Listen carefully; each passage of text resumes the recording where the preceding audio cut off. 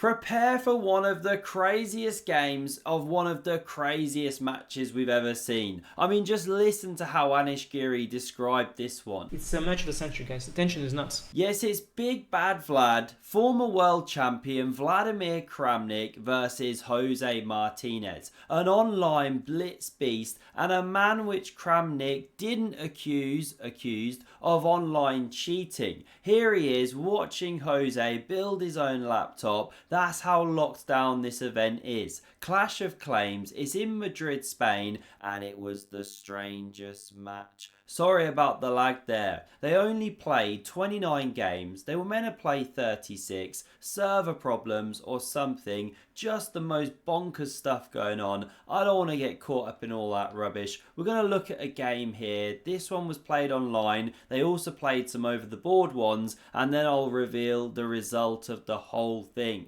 The stake of chess cheating on the line here. We get d4 from Vladimir Kramnik, d5 from Jose, c4, Queen's Gambit, Kramnik copying Beth Harmon, and after the Queen's Gambit declined is played, both knights developing, Kramnik now plays pawn to g3, building the banana hammock. It's the Catalan opening. This is how you know he means business, serious stuff, and very few people know this, but it's named after a chess playing cat called Alan. Now we see bishop b4 check. Jose pleasing the fans, Kramnik blocks with bishop d2, and if in doubt, push your a pawn down the board, plough it down, support the bishop. Kramnik carries on with the fianchetto, giving the bishop that banana hammock space, and castle's now played. Queen c2, leaves the knight at home, supports the c pawn, and now bishop e7. Why didn't it happen 2 moves earlier? No one has a clue. We're not getting caught up on subtleties. Kramnik now castles, knight bd7, bishop g5, that was sitting on an awkward square, and pawn to c ships, setting up the old party hat pawn structure, but in reverse. Now knight b to d2, h6 puts the question to the bishop, and Kramnik just gives up the bishop pair. Why? Well, he's going e3. Pawns on dark squares, makes sense to give up the dark squared clergyman. Now bishop d6, Jose just can't stop playing with that bishop. He covers e5,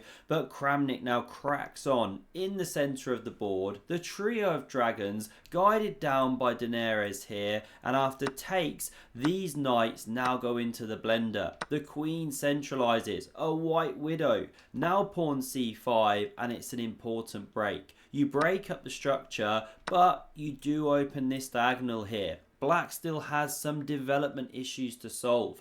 Rook a d1, the cannon blasts the queen, and queen b6 played. Pressure's on b2, so Kramnik covers with his white widow, and now queen c7. Quite a nudgy move, but it's fine. It's online chess. He's keeping stable here, Jose, and they are getting 2 seconds back a move. That's increment. It's different to Titled Tuesday, where they normally get 1 second per move. Are we comparing apples with apples? Not really, right? Anish Giri highlighted this. Knight e5 now played, opens up the sniper, great square for the knight, and after bishop d6, pressuring twice, we now see pawn to f4. Kramnik lifting the king's kilt, very awkward, indecently exposed, and after a4 we now see a cunning plan from Jose, because after the king sidesteps, coming off the diagonal, the rook lifts into the game. Look at all the black pieces on the dark squares. Classic kind of strategy when your opponent has parted with the dark squared bishop. And now with the knight under fire, Kramnik decides it's time for a holiday. The knight's off on vacation, doing a world tour. Keep your eye on it, and Jose just can't stop playing with that bishop, bouncing all over the place. Now we see knight e3, seeing all the sights, and the bishop comes back. Why not? It's his favourite piece. Knight to c2, Kramnik loves it, and finally this second bishop develops into the game, looking for bishop c6, but before it can get there, Kramnik ploughs forth with that b pawn. We get captures en passant. Those new to chess are completely freaked out by now, but this is legal if you do this off the first move. The pawns pass like ships in the night. Jose whispers in a kind of French accent as he goes, and after Kramnik recaptures, we get rook a2. Jose's got the grill fired up. There's the kebab. They're all skewered up. He's ready to chuck them on the flames, but now truth intervenes with all her matter of fact. No more kebab. Now the knight's defended, but bishop c6 played. The clergymen reunited, and here Jose looking to undermine Kramnik's king. That's why he's given up his bishop pair. He recaptures here with check. Kramnik intercepts with the lady, and after rook b2, a precise move, Jose's coming out on top, because Kramnik can't save that pawn. If he tries rook d3, well then of course the queens come off the board and this knight drops on c2. So instead, b4 was played. We see queen takes with check, rook recaptures, the pawn is cleanly won, knight takes, rook takes back, and c4 is under fire, defended. Now we see the second rook intensify the pressure, c5 therefore played, and in marches the king. Activate it in an endgame. Rook fc1, the two towers stacked, rook c6 blockading, and the imperial march of both monarchs continue into the centre of the board. f5 taking control of some key squares, and rook c3. A few nudgy moves now. Finally, we see some expansion from Jose, setting up the bathtub. The king's there chilling with his rubber ducky. Now king e3 played and captures with check. Love throwing in a check, disorientate your opponent. Rook c7 now played, and soon we see the liquidation of this c-pawn. It happens now. The player's low on time. Can you really trust the clock times? Who knows? They were lagging no end. We see this king retreat. Now rook e7, and although it's 3 pawns against 2 pawns, there's good drawing chances for white here when they're on the same side of the board.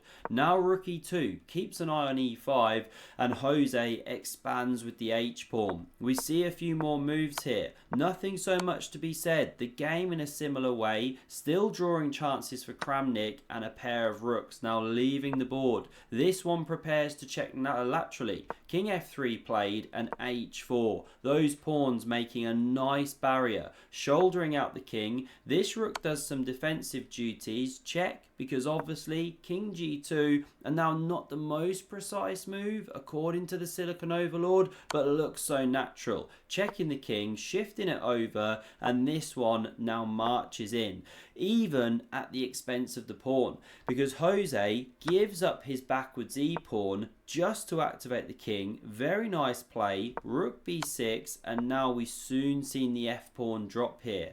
First Kramnik covers h2. We get this check. It goes to the corner, the king, to stay with the pawn. Rook e2 now played, the pawn not yet captured, because this is threatening a checkmate. The king stuck in the corner. So it shuffles over to g1. Now king f3, again threatening mate. That's why we see the check. Now this pawn drops. No, it doesn't. Rook blocks, forgetting my own lines, and amazingly, you can actually capture this rook. We didn't see it. We go to the back cave, analysis mode, but this is actually a drawn endgame.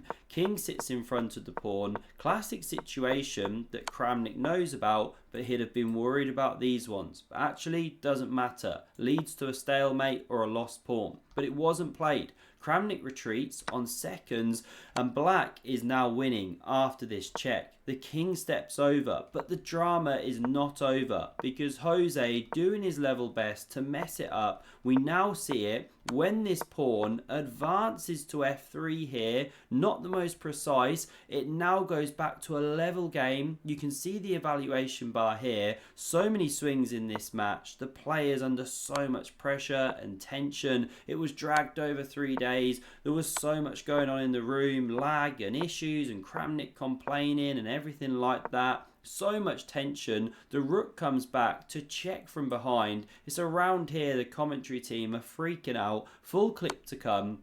We see this check, king stepping up, and in a minute we get a blunder, because Kramnik should go to f1 with the king. Yes, you give up this h2 pawn, looks deathly, but actually this rook can check a whole bunch, and the king has to leave the f pawn or get checked forever. And once that one drops, king and rook can actually combine to stop the h-pawn. But okay, not played. We see king h1 to stay with this pawn, but you can see Stockfish poops its pants. It's mate in 7. We see rook e2, the exchange impossible, the pawn goes through, so instead check, but it marches in the king. Another check, the king in this deathly position. Now the rooks leave the board, and here's the thing, it's not a stalemate.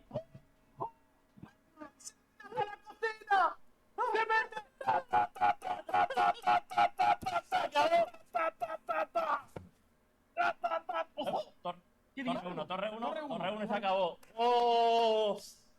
The red carpet's rolled out. White only has one move. Kramnik didn't play it. He resigned because after king g1, this is coming. King h1 forced, and that is a checkmate. This is the final result of the match. Jose takes it, defends his honour, taking down the former world champion in a match that didn't even match titled Tuesday. The extra time would have helped Kramnik, so fair play to Jose. Holds his ground, gets the job done here. Where do we go from here? More Clash of Claims in the future? I got no clue. This was the weirdest match ever. Let me know your thoughts down below. And for another epic game of chess, check out the video on screen and subscribe to not miss a future one. Bullet Chess Championship on the way this week. Thanks for watching. See you soon.